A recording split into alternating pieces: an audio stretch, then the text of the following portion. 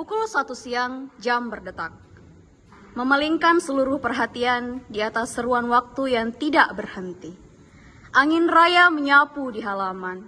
Hanya sebuah bisik yang bersautan, tanpa kata atau nyanyian. Tapi kedamaian semesta sungguh begitu terasa. Di atas bale-bale, di antara semesta raya yang bersinggungan, seorang pemuda agak urakan dengan sebuah sarung yang menyempil di sisi bahunya, menampakkan kening yang berkerut, menandakan rasa penasaran pada sebuah buku bertuliskan rahasia di balik Toraja. Sampul penuh corak, gambar-gambar terang dan kelam, bertengger di tangan kanannya. Sajian-sajian pembuka yang menampakkan keragaman nuansa dan sederet kalimat yang mengenalkan tanah Makale Toraya Malawi.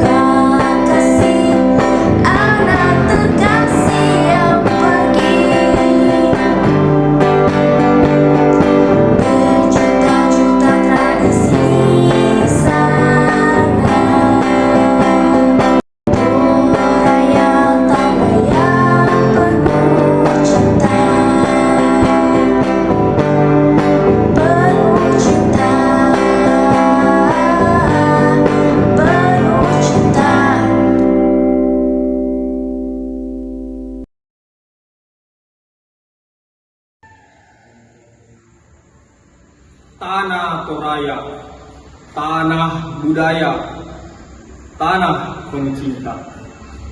Seringkali dalam manik-manik lensa mata kita, menyaksikan hitam legam nuansa yang menyakralkan kisah kematian. Bagi mereka yang tidak dilahirkan di tanah ini, akan menganggap Toraja sebagai suatu daerah yang penuh kesan mistis, menakutkan, serta hanya ada tradisi yang menyanjungkan jasad orang mati. Tapi pernahkah kalian berpikir tradisi-tradisi yang dilakukan itu semata-mata sebagai bentuk cinta dan kasih sayang mereka terhadap keluarga? betapa keluarga sangat menghormati dan menyayangi orang yang telah berpulang. Sehingga bahkan sampai diberikan perayaan besar-besaran dengan mengantarkannya dalam balutan sukacita, bukan air mata. Bahkan membersihkan tubuhnya, menggantikan pakaiannya tiap 3 tahun sekali. Pernahkah terlintas di benak kita, tradisi-tradisi seperti ini merupakan warisan budaya dengan coraknya sendiri, juga makna di dalamnya yang begitu masyhur. Ada beberapa kisah misteri di balik cerita-cerita yang membesarkan nama Toraja. Kisah itu sendiri bahkan tidak akan kau duga-duga keberadaannya. Bahkan fakta di dalamnya pun bisa jadi tidak diketahui oleh warga Toraja itu sendiri. Seperti sebuah kisah berikut ini yang membusurkan nama Toraja ke langit-langit negara dengan legenda kopi yang terkenal seantero raya. Ini bukan hanya perihal nama, kopi dan Toraja, namun misteri-misteri di baliknya yang belum diungkap. Di Padang Toraja terukir kisah heroik pahlawan rakyat yang gagah berani melawan penjajah buta hati. Dengan tombak dan keberaniannya, ia menantang maut, membela tanah Toraja dan rakyatnya dari cengkeraman penindas yang serakah. Namanya terukir dalam legenda sebagai simbol perlawanan. Kisah kepahlawanannya abadi, menginspirasi generasi penerus. Toraja mengenangnya dengan bangga sebagai pahlawan sejati yang telah mengorbankan nyawanya demi kemerdekaan dan keadilan.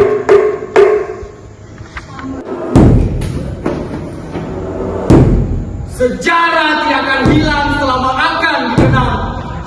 Dan aku adalah sejarah itu yang bangkit berbicara mengenangkan kisahku kepadamu. Ada 1000 kisah yang menjulang dalam peradaban, memakan waktu demi waktu yang terus bersinggungan. Setiap peristiwa akan direkam, menciptakan rekaan-rekaan kisah untuk diceritakan. Hari ini, esok, dan masa yang akan datang menjadi dongeng, peristiwa yang hikmat didengarkan seperti layaknya lagu tidur. Tidak terhitung berapa awan yang gugur dalam keningmu, tapi gunung-gunung yang pernah ditaburi rindu akan selalu berdentuman sepanjang waktu.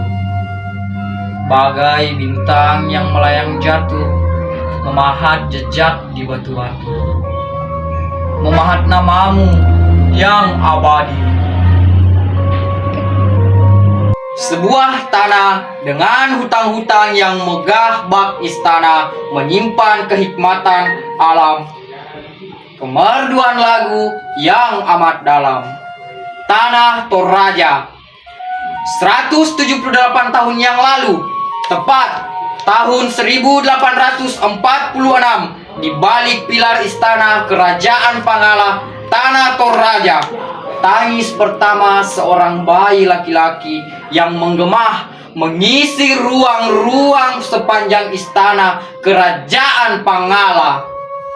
Orang-orang ramai-ramai dan penuh sukacita menyambut kelahirannya. Ia akan menjadi seorang pejuang Pangala, kata orang-orang di sana. Tidak ada yang tahu, kelahirannya pada saat itu akan menjadi sejarah paling dikenang dalam peradaban Tanah Toraja. Anak itu bernama Pongtiku. Bawa kekelaman cahaya yang redup, di antara siar-siur angin berhembus, melolong di antara ilalang dan sepanjang malam yang tak katup. Seluruh persaksian dan petualangan yang telah ditelan lamat-lamat anak kecil yang bernama Pong Tiku itu sungguh menjadikan ia tangguh, layaknya pejuang seperti yang dikatakan orang-orang. Meskipun di usia yang masih sangat muda, ia yang merupakan putra bungsu dari 6 bersaudara tersebut berkelana mengikuti tiap jejak ayahnya kemanapun dan kapanpun ia bisa. Mereka bak sepasang kumbang yang bertengger pada daun-daun dan bunga-bunga, atau sepasang camar yang terbang bebas di penghujung senja yang tak lekan waktu. Dari tongkonan ke tongkonan, ruang kelana menyeratkan gelombang karang, berderuh langkahnya sampai berseru namanya di segala penjuru. Maka kemana kakinya melangkah? Tak ada rupa yang tak mengenalnya. Tanah Toraja, tanah surga yang menyimpan sejuta keindahan, menjadi ladang lapan pertumbuhan tanaman kopi, bagai harta karun yang bersembunyi. Paling masyhur, kopi milik Toraja terkenal ke segala penjuru. Sepanjang perjalanannya menyusuri kota-kota seberang, ia berkelana memasarkan kopi dari tanah Pangala ke berbagai tempat, sehingga kopi dari Pangala menjadi kopi yang terbaik pada masanya. Meskipun ia terlahir dari keluarga bangsawan, ayahnya sekalipun tidak pernah memanjakan Pong Tiku dengan suguhan harta dan kekuasaan keluarganya, melainkan membekali Tiku dengan pengalaman dan petualangan yang tidak ada hentinya. Ia pemuda yang berdikari, kata orang-orang.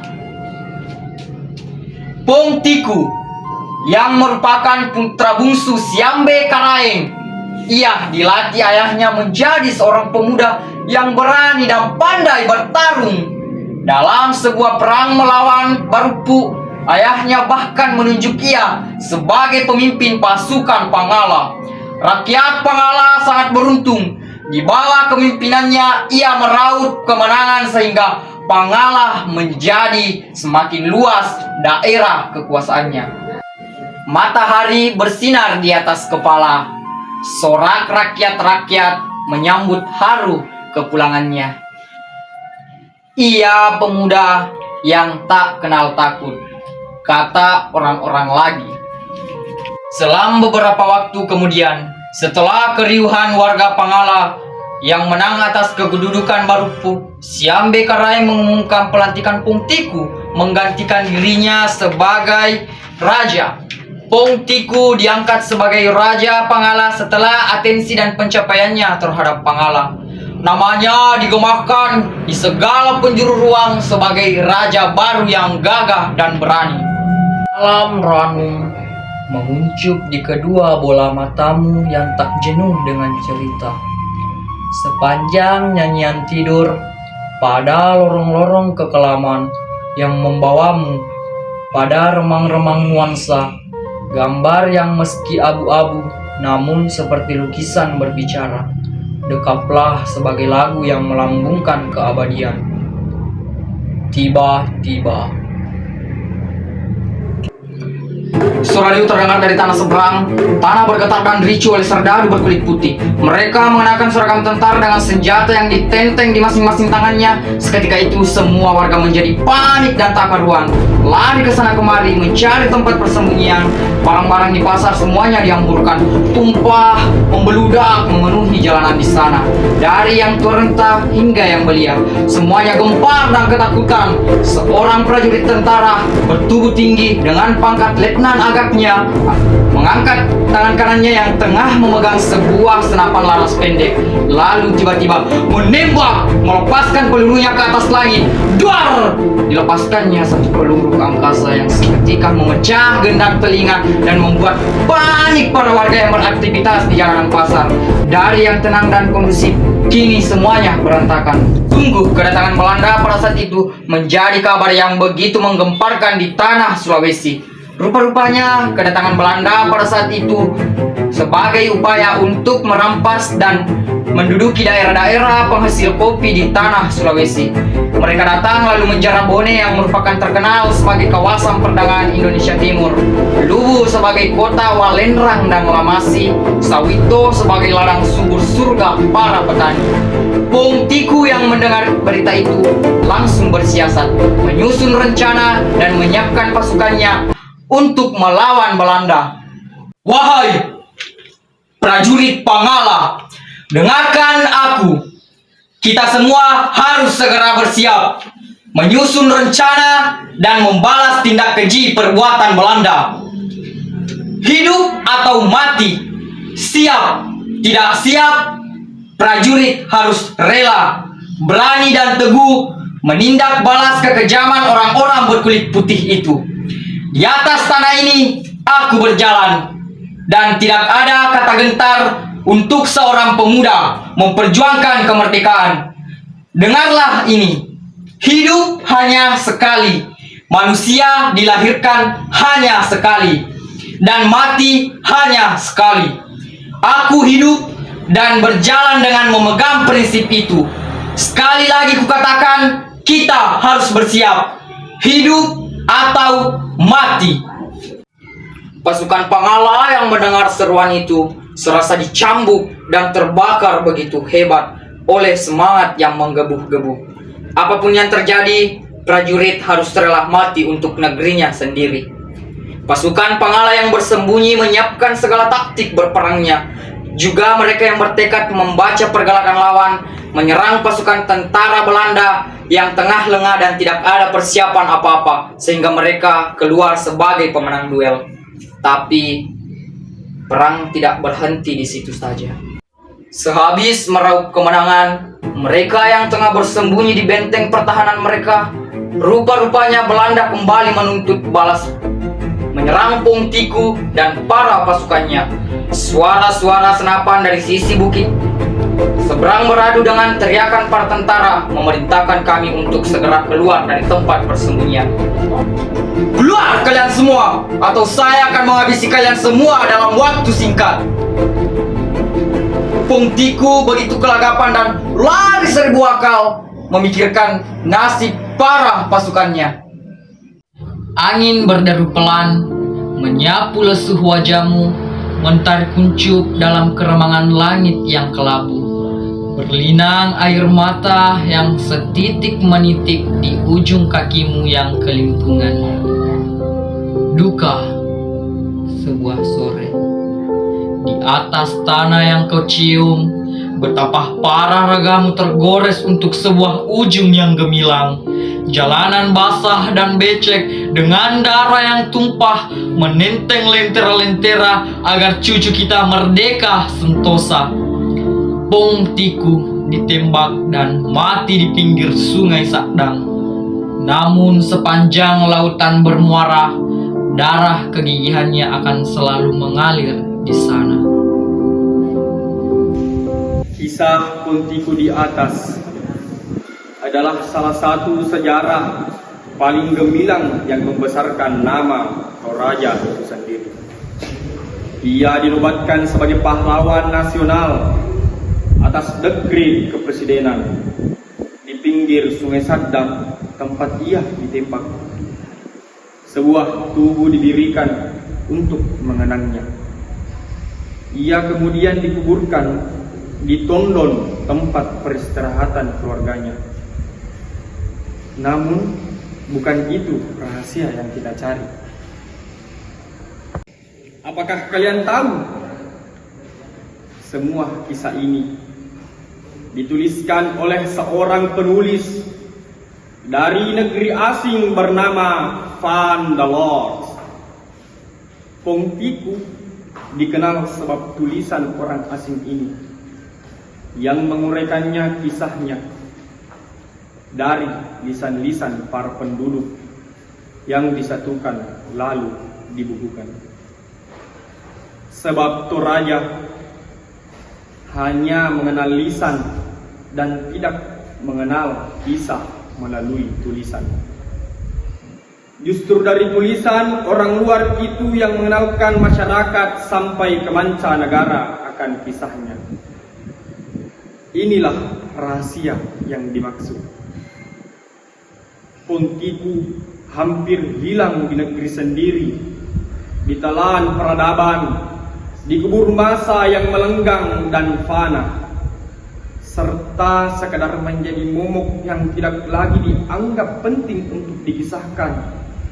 Sebab di negeri ini, kisah adalah warisan lisan, yang setiap jejaknya kau tahu akan ditimbang-timbang seperti sembako, yang kadang-kadang porsinya akan ditambah atau justru akan dikurangkan, atau kadangkala seperti gesit angin yang menghembus-hembus, angin lalu yang menyisakan kesan jenuh atau bahkan tidak sama sekali.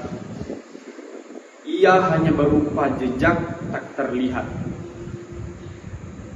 Tapi ketika seorang yang jauh dari antah berantah bernama Van der Lord datang dengan kiatnya menelusuri lisan-lisan yang beragam dengan pena dan bukunya yang ditenteng, ia berkelana dan menjadikan Pongtiku abadi, melesat jauh ke seluruh penjuru peradaban, bahkan untuk sanak cucu cicitnya sendiri.